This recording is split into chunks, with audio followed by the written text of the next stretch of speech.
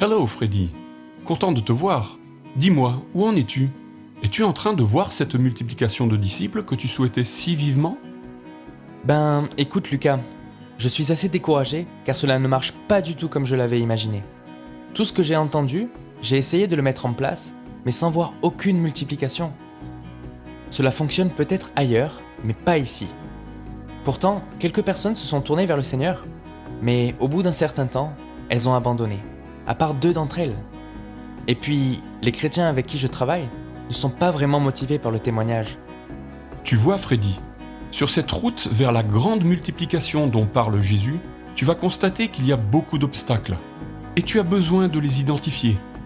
D'ailleurs, bon nombre d'entre eux proviennent d'anciennes façons de penser et de faire. Si tu peux m'aider à comprendre, je suis prêt à t'écouter. Tout d'abord, imagine que nos vies soient comme une pièce avec un côté pile et un côté face. Il est vital de comprendre que Jésus veut développer chaque côté de notre identité. D'abord, celle de fils de Dieu, mais aussi celle de semeur. Tu le sais, Dieu est un père qui aime tellement chacun de ses enfants au point de les bénir de tous ses biens. Mais il est aussi le maître d'une moisson dans laquelle il veut envoyer tous ses ouvriers. Rappelle-toi que Jésus a appelé ses disciples en leur disant dès le début qu'il ferait d'eux des pêcheurs d'hommes. Quand l'ADN de semeur est transmis dans la vie de chaque disciple, alors le dernier commandement de Jésus d'aller et de faire des disciples sera véritablement vécu par tous les chrétiens. Pour ta part, comment communiques-tu cet aspect aux nouveaux croyants comme aux anciens chrétiens? Mais je leur prêche cela constamment. Extra! Mais vois-tu, la façon la plus efficace sera toujours de le faire avec eux. Il faut leur montrer comment prier ardemment et très régulièrement pour leurs oikos, et se laisser ainsi profondément toucher par le cœur de Dieu, brisé pour les perdus, et savoir aussi comment les bénir. Leur montrer comment démarrer des conversations spirituelles de façon naturelle. Leur montrer comment partager la grande histoire de Dieu et démarrer un groupe de découverte. Et puis, chaque fois que tu as des rencontres avec les disciples, rappelle-leur la vision du Seigneur d'un mouvement dans leur ville et leur rôle en tant que ses ouvriers. Aussi, cet amour pour les perdus a besoin d'être constamment entretenu. On constate que l'Église qui se multiplie a compris qu'elle est à la fois une famille, donc rassemblée, mais aussi une famille en mission, donc dispersée. C'est un équilibre permanent qu'il faudra maintenir. Merci Lucas, cela a beaucoup de sens. Je fais aussi face à une autre difficulté. Beaucoup parmi nous disent ne pas avoir assez de temps disponible, ni assez d'énergie au milieu de toute leur vie déjà très remplie. Quoi leur dire? C'est très vrai que si l'on veut accueillir des bébés spirituels, il faut les désirer ardemment et ce n'est pas pour les négliger, voire les abandonner. Il faudra du temps, mais surtout prendre le temps, et nos habitudes devront forcément être bousculées. Pour voir la multiplication, nous devons, dans nos vies, faire la différence entre les choses importantes et celles de la plus haute importance. Quelle est donc la priorité des priorités dans les programmes de nos vies? Jésus disait en Matthieu 28, verset 19, « Allez, faites des disciples ».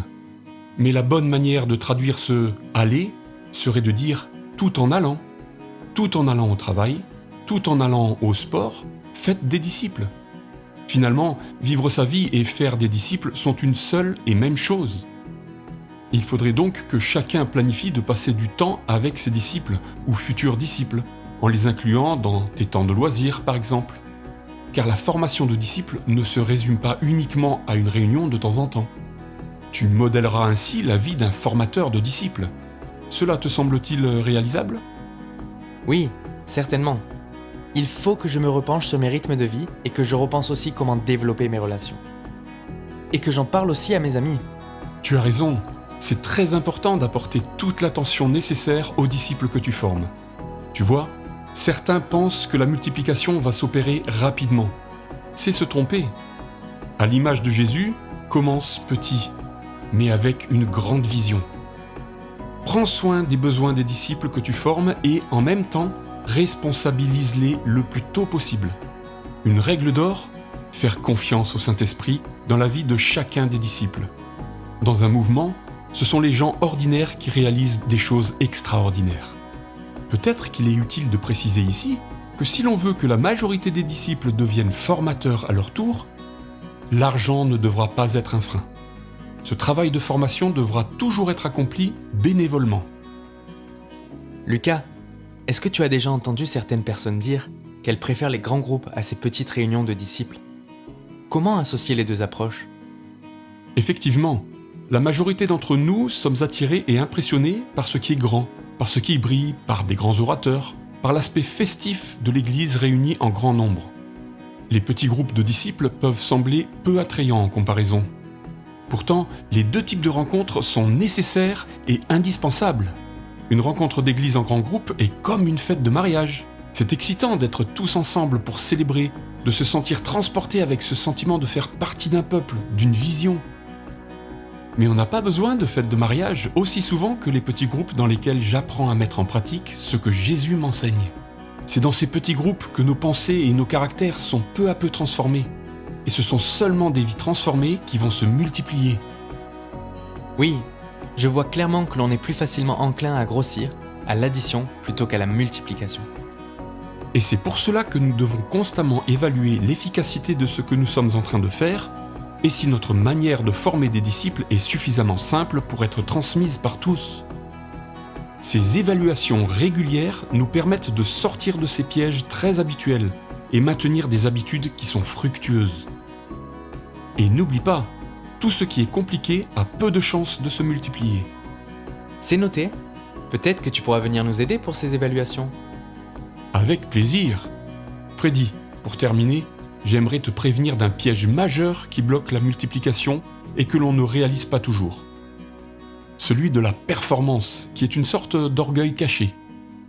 Croire que la multiplication de disciples dépend uniquement de tous nos efforts, de nos stratégies humaines, de nos structures d'église réformées, ou des recettes fructueuses venues d'ailleurs, nous laissera toujours déçus et sans voir de vrais mouvements de multiplication de disciples et d'église.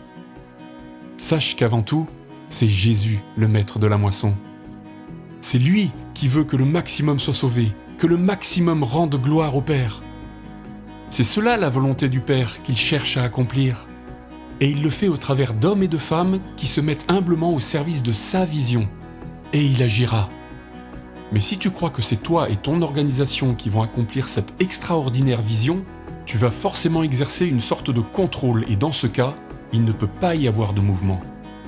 Dans le livre des Actes, on voit que la multiplication a pu s'opérer dans la durée parce que les premiers leaders chrétiens n'ont jamais cherché à contrôler le mouvement de Dieu, ni à le restreindre. Ils savaient que Jésus avait condamné le comportement des dirigeants juifs qui avaient étouffé la puissance de la parole de Dieu et en avaient fait un instrument de contrôle du peuple. Merci pour tous tes conseils, ils vont beaucoup m'aider.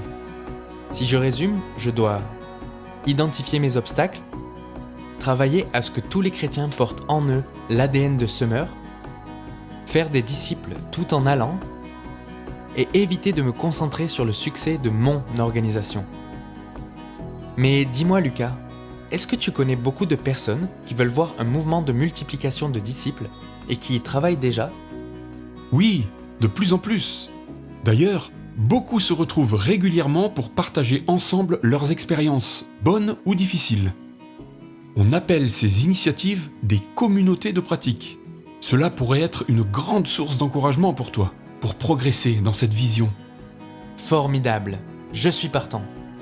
J'ai vraiment besoin d'interactions régulières avec des personnes qui pensent multiplication et agissent dans ce sens.